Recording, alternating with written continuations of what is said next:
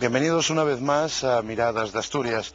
Hoy vamos a recorrer uno de los concejos donde la naturaleza brota en cada rincón, extasiando al caminante, y donde la historia se deja ver, haciendo comprender que estamos ante uno de los soportales de la historia de Asturias, yo diría incluso de la historia de España. Hoy, sin más dilación, vamos a conocer el concejo de Teberga. El concejo de Teberga es un municipio montañoso dispuesto en dirección noreste-sureste al sur de Asturias, en una zona intermedia entre el centro y el oeste del Principado. Su territorio se estrecha en la parte más meridional hasta tocar las cumbres de la cordillera Cantábrica, natural frontera con nuestra provincia amiga y vecina León, con la que se da la mano a través del puerto Ventana, de más de 1.587 metros. El concejo de Teberga tiene una superficie de más de 168 kilómetros cuadrados, con una población que supera los 2.290 habitantes. Está distribuido en 13 parroquias. Estas se agrupan en sus 3 valles, dando a estos una belleza serena. El concejo presenta 3 valles: Valdesampedro, el del sur, Valdesantivanes, el del norte, y Valdecarzana, el del centro, enmarcados por Peñacruzada, Santa Cristina y los puertos de Maravio, al norte. Al sur, los montes de Carroceda; al este, la sierra de Sovia, y al oeste, el Cordal de la Mesa. El concejo de Teberga limita al norte con los concejos de Belmonte de Miranda, Yernes y Tameza, Grao y Proaza. Al este, igualmente Proaza, conjuntamente con Quirós, lo abrazan. Al oeste, el concejo de Somiedo pone sus lindes, y al sur, nuestra provincia vecina León y de nuevo Somiedo lo demarcan. Sus principales ríos se sustentan de aguas de arroyos que descienden raudos desde las alturas de sus montañas. Así el arroyo de la Magdalena va al de Valdesampedro, al río Valdesantivanes, los arroyos de Estopo, Río Mayor y Taja, y por último el torrente de Vigidel hace lo propio con el de Valdecarzana. Los 3 se fusionan antes de llegar al pueblo de Entrago y forman el río Teberga, que ahora ya en el municipio de Proaza, concretamente en Caranga, se une al Quirós, constituyendo de este modo el curso del Trubia. El tipo de poblamiento es muy agrupado. De hecho, su capital, San Martín, está junto al siguiente pueblo que es La Plaza, están muy unidos. Los siguientes pueblos importantes por número de población serían Entrago, Campiello, Taja o Villanueva. Casi la totalidad de la superficie del concejo tebergano está compuesta por una mancha forestal. El hayedo es dominante en la zona del Puerto Ventana entre los 800 y 1.500 metros de altitud. En sentido descendente le siguen los bosques mixtos de roble y castaño, los conjuntos de avellano y fresnos, y finalmente los sauces, alisios y salgueros propios de las márgenes de los cursos fluviales. Los sectores oeste y sur de Teberga están anexos al Parque Natural de Somiedo. Aunque en Teberga el sector primario es su sostén principal, la agricultura y la ganadería están pasando por una fase de agudo debilitamiento. Los primeros vestigios de poblamiento humano dentro del territorio de Teberga datan de la época del Neolítico. De hecho, se han encontrado diversos vestigios tumulares en Cueiro, Sovia, Santa Cristina y el Cordal de la Mesa. De una mayor magnitud son las pinturas halladas en los abrigos del Fresnedo, donde se representan más de 50 imágenes de difícil interpretación. Igualmente, de los asentamientos castreños hay noticias de varios repartidos por todo el territorio, como los hallados en el Pico de la Peña, la Cogollina, la Cogolla y el Castillo de Trescuro. Las fuentes más antiguas que hablan sobre la tierra de Teberga datan del siglo X. En el siglo X hasta el siglo XIII se sucederá un crecimiento de población y económico, lo que beneficiará a 2 iglesias, la iglesia de Oviedo y la colegiata de San Pedro, las cuales acumularán un poderoso capital territorial. Fue la lógica consecuencia de las donaciones hechas por distintos soberanos a la iglesia de Oviedo. Entre ellas destaca la de Fernando II y doña Urraca en 1171, la donación a la iglesia de Oviedo de toda Teberga. Es decir, de cuantas pertenencias tenían en dicho territorio. La entrega completa de la colegiata de San Pedro Tras ceder su parte a principios del siglo XIII, Alfonso IX, monarca que dio también el pueblo de Taja. El otro gran centro eclesiástico de Teberga, Santa María de Villanueva, se incorpora por esas mismas fechas de una 13ª centuria que termina anunciando la crisis que sumió al territorio entre el siglo XIV y las primeras décadas del XV. El 23 de diciembre de 1378, el monarca Enrique II, a través de una carta o cédula real, también llamada albalá, ordena a su hijo bastardo, el conde don Alfonso, que no pida pecho ni tributo alguno al concejo de Teberga, ya que es pertenencia de la iglesia de Oviedo. De este modo, Teberga se convirtió en un señorío del obispo de Oviedo y de su cabildo, cuya administración y gobierno confió el prelado en encomienda a los miembros de la poderosa familia de los Bernaldo de Quirós. Además, uno de ellos, Gonzalo Bernaldo de Quirós, recibió de Enrique II en 1372 el señorío de Valdecarzana, que en 1378 camina ya con paso propio. Al amparo de la bula de Gregorio XIII, en 1579, Felipe II libera al territorio de Teberga de la dependencia episcopal, incorporándolo a la corona. Pese a ello, el concejo hubo de sufrir los intentos expansionistas de la todopoderosa familia de los Miranda, propietaria del valle de Carzana o Valdecarzana, señorío que fue elevado a marquesado en 1672 por Carlos II, haciendo posible que sus miembros ejercieran un riguroso control político y económico sobre Teberga hasta el siglo XVIII. La unificación del concejo llega en 1827, con la incorporación de cotos independientes como el páramo de la Focella, que por privilegio de Bermudo III en 1033 ya gozaba como concejo independiente, con ayuntamiento, cárcel y escudo. ¿Qué es eso del privilegio aquí en una zona de Teberga? Hombre, hablar en el año 2007 de privilegios parece que suena casi como un poco mal, ¿no? Pero en cualquier caso yo creo que forma parte de los recuerdos de los ciudadanos y los habitantes de aquí de Teberga, y hay que hacer mención a ello, y hay que tenerlo como un patrimonio si se quiere.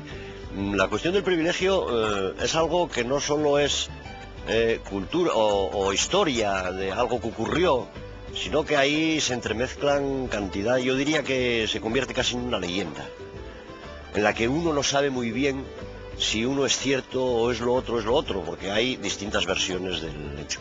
Lo que sí es cierto es que ha ocurrido, eso es evidente, ¿no?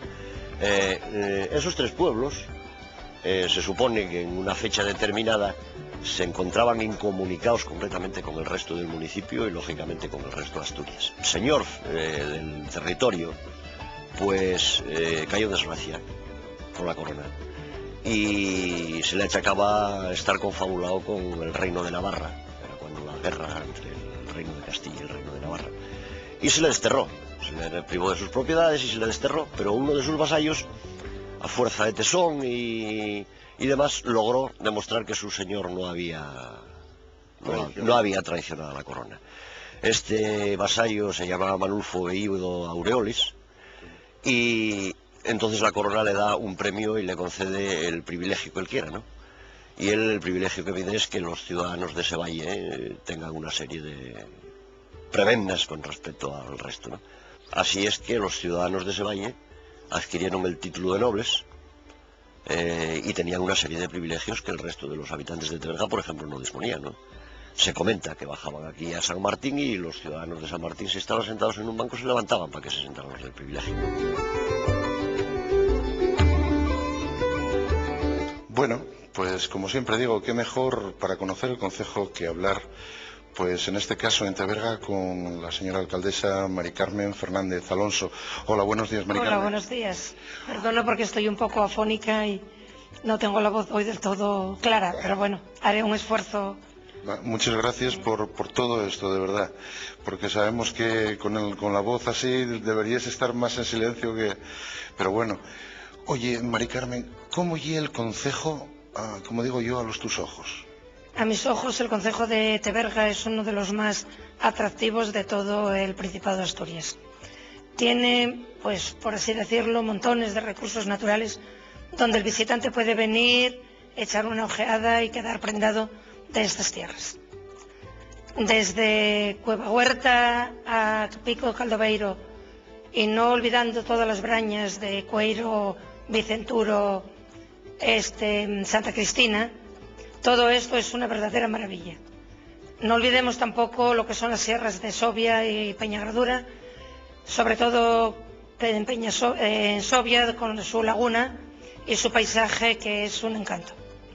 Aquellas estaferias, aquellas vecinos andechas, los vecinos que iban a segar al prado de uno y luego al del otro, en cuadrilla, con piquillas incluidas y con la soba de la morcilla por la tarde de las mozas a los mozos, y bueno, toda esa serie de cosas. Y la sidra corriendo.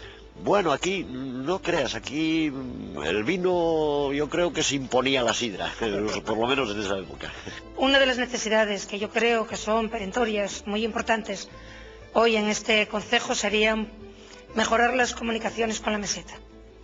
El Puerto Ventana tiene curvas que son muy cerradas y bueno, pues sería conveniente que el Principado apostara, sobre todo pensando en el futuro impacto que va a tener lo que sería el Parque de la Prehistoria, pues mejorar un poco, si no es toda, en parte sí alguna curva, donde los autocares puedan girar bien al encontrarse con algún otro coche que suba o baje.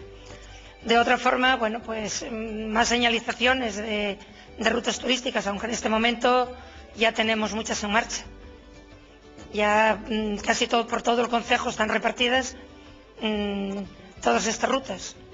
Y bueno, yo creo que en este momento también tendríamos necesidad, como no, y yo creo muy interesante, algún complejo hotelero que pudiera albergar posibles pernotaciones, por ejemplo, con un autocar. Bueno, pues aquí en la Tebergana vamos a hablar con Teresa García, que están haciendo unos postres aquí, que no solo están yendo estos postres hacia Asturias, sino también hacia toda España. Una elaboración de postres muy exquisitos, y hoy vamos a ver uno particularmente que se da precisamente aquí en Teberga, ¿cómo se llama, Teresa? Colineta Tebergana. Buenos días, Teresa. Oye, cuéntame, ¿cómo hacéis esa colineta tebergana?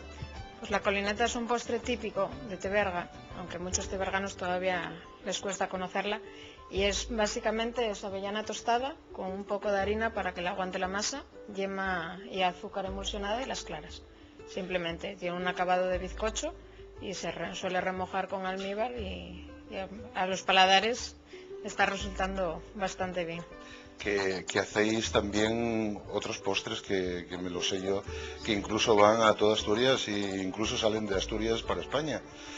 La mayoría de los productos que tenemos, aparte de pastelería clásica, tenemos varias gama de galletería, que es lo que más está saliendo por la vida útil que tiene al resto de la comunidad, y aparte los postres de boda en diferentes restaurantes de la región, que te digo yo que es curioso, en unos momentos claves en que, bueno, estamos en un concejo que está tirando de la ganadería y del turismo, que vosotros aquí estáis fomentando la creación de estos pasteles, y que incluso pues tienen una salida a toda Asturias y a toda España, que fue una iniciativa muy buena lo vuestro, ¿no? Sí, aparte, partiendo de los estudios que yo tengo de hostelería, en el concejo no había el servicio de confitería y así de suministro a los bares. Y aparte luego, claro, está el concejo de Quirós y está el concejo de Somiedo, y hacemos un poco de reparto de un día a la semana para dar un poco de servicio, pero de otra forma la actividad no estaba explotada en el concejo.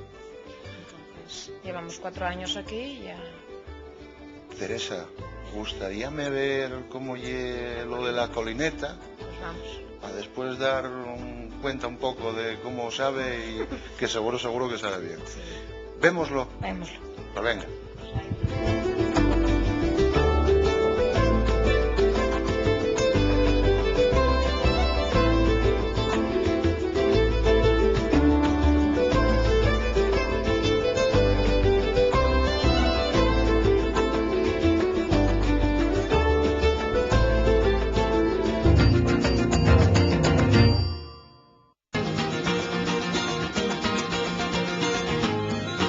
yo entiendo que Teberga a nivel turístico tiene un arranque importante.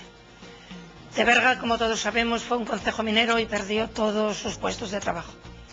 Entonces, hoy día, pues solo nos queda como recurso el turismo y la ganadería. Teberga en este momento forma parte de 3 parques. Parque Natural de las Subiñas La Mesa, donde este concejo y este grupo de gobierno apostó porque todo Teberga fuera parque natural. Tenemos también lo que sería, o ya es realidad, el Parque Cultural del Camín Real de la Mesa, que engloba a 10 concejos que todos están afectados por la caminería. Bueno, pues esto es poner en valor toda la caminería, vertebrar todos los concejos que forman parte de este Camín Real de la Mesa, poniendo en valor toda la cultura y todos los restos culturales que haya y que atraviesa este camino. Otro, y claro, y que solo pertenece a Teberga, sería el Parque de la Prehistoria. Yo a Teberga le vería como muy importante una comunicación idónea con la meseta. Tenemos un Parque de la Prehistoria en Teberga, que yo creo que es una instalación importante, pero que por sí misma no va a ser el todo. Vamos a tener un Parque Natural de las Subiñas y la Mesa, que es importantísimo. Yo creo que cuando se suscita esta discusión de si parque sí o parque no, yo siempre digo que por principio parque sí, ¿no? Por principio parque sí, sobre todo pensando en los habitantes de Teberga, no en ninguna otra cosa, en beneficio de los habitantes de Teberga, parque sí, pero hay que tener en cuenta que el parque tiene sus ventajas y sus desventajas, y hay que ser conscientes de ellas. Yo creo que hay que advertir a los ciudadanos de las desventajas que tiene también, no solo decirles las ventajas, hay que advertirles de las desventajas que puede tener. En cualquier caso, las ventajas siempre serán mucho mayores que las desventajas para el conjunto del municipio. Pero yo, como una cuestión fundamental a la vista de esas dos actuaciones en el municipio, vería una comunicación con la meseta adecuada y que liberará el Parque Natural de la circulación de vehículos por el puerto de Ventana. Yo, como tebergana de pro, mi corazón está en Teberga, eso por supuesto. No nací en Teberga, pero nací como anécdota en la calle Marquesa de Teberga, Noviada. Entonces, bueno, yo vine a vivir a Teberga con 3 años, con mi madre, porque quedó viuda con 25 años.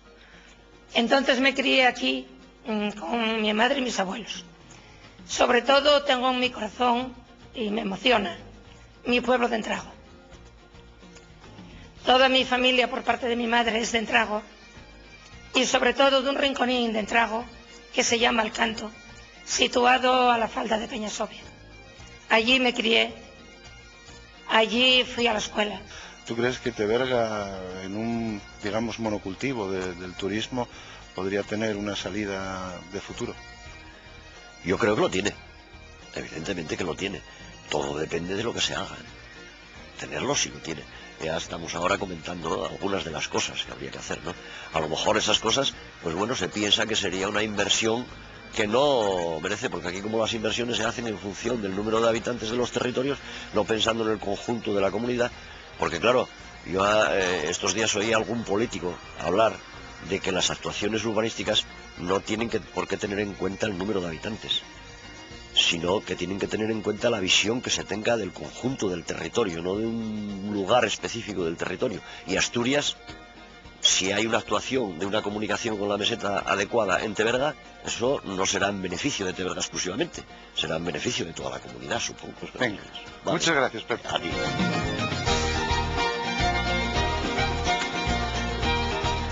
Bueno, pues ya estamos en Teberga, vamos a invadir otra cocina.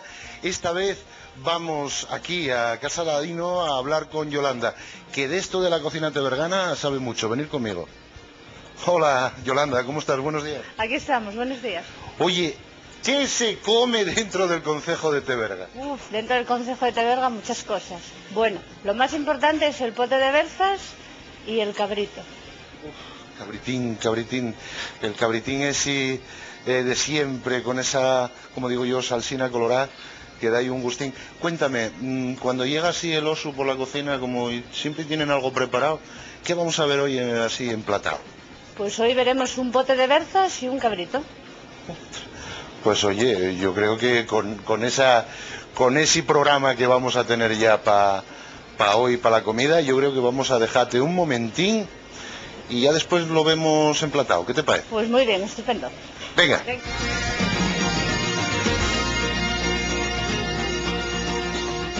Bueno, pues ya estáis viendo la mesa, repleta de cosiquines riques. Vamos a hablar con Yolanda de cómo son estas cosas que tenemos aquí encima de la mesa. Hola, Yolanda, otra vez. Hola, ¿qué tal? Oye, el pote, ese pote que tenemos ahí, cuéntame, ¿qué hielo que lleva? Bueno, pues lo más importante que lleva es la berza, que es de Teberga. La berza. Después lleva unas patatinas, el chorizo y la morcilla de aquí de casa y el tocino. Oye, hablándome de les berces, algo oí por ahí que había unas jornadas. Pues sí, el segundo fin de semana de noviembre, todos los años hacemos las jornadas gastronómicas que consisten en el pote de berzas. No, lo primero es el picadillo, después el pote de berzas y los callos. Y de postre tenemos el arroz con leche y los borrachinos. Justamente este año, pues las jornadas son el 10, 11 y 12 de noviembre. Dime. Y después, el segundo fin de semana también las hacemos, pero por encargo. Oye, enlazando un poco con lo de les berces, a mí dijeronme que había un vino que lle, como quien dice, el vino de les berces. Cuéntame, ¿cómo lle esto del vino de les berces? Esto es muy curioso porque el primer año que se hicieron las jornadas, con el bodeguero de aquí de Teberga, Narciso, sí, pues que nos eligiese un vino para las berzas. Entonces él nos eligió este, que mira, es el Castillo de Aleja. Entonces todo el mundo empezó a decir, ponme un vino de las berzas, ponme uno de las berzas, y se bautizó con el vino de las berzas. Esto, yo había oído hablar del vino de Mores, pero del vino de les berces no. Pero bueno, pues vino, porque hay algo que aquí más que sidra usa ese vino, ¿no? Sí, aquí en Teberga es zona más de vino que de sidra. De sidra pues, poco. Pues siguiendo un poco con la ruta que tenemos marcada, bueno, yo estaba esperando por los Reyes Magos, pero creo que vino Papá Noel, porque tenemos allí, como callos. Callos caseros. Estamos empezando ahora ya a preparar los callos para las jornadas y bueno, para alguna feria importante del pueblo, y entonces bueno, para que la gente vea la cazuelina de callos y que están muy buenos. Yo voy a decirte una cosa, mi pasión son los callos, parece que tengo las pasiones aquí encima todas volcadas, porque debo llevar como unos 35 años más o menos conociendo ese cabritín con esa salsina roja que hacéis aquí especialmente. Cuéntame, el cabritín llega aquí, ¿verdad? Hombre, claro que sí, de la Peña Sovia. De la Peña Sovia. ¿Y con qué se hace? Porque siempre os lo quise preguntar, pero nunca me atreví, y ahora ya, como uno ya va envejeciendo y ya tiene tanta cara, ¿con qué se hace esa salsina roja tan rica? Bueno, eso es un secreto de mi suegra. Mi suegra me la pasó a mí, y bueno, yo lo único que te puedo decir es que lleva una cebolla, un poco de pimentón dulce, un poquitín de pimentón picante, pero el resto me lo reservo, porque ahora pasará pues a mi hijo, que también está en la cocina. O sea que vamos a por 3 generaciones.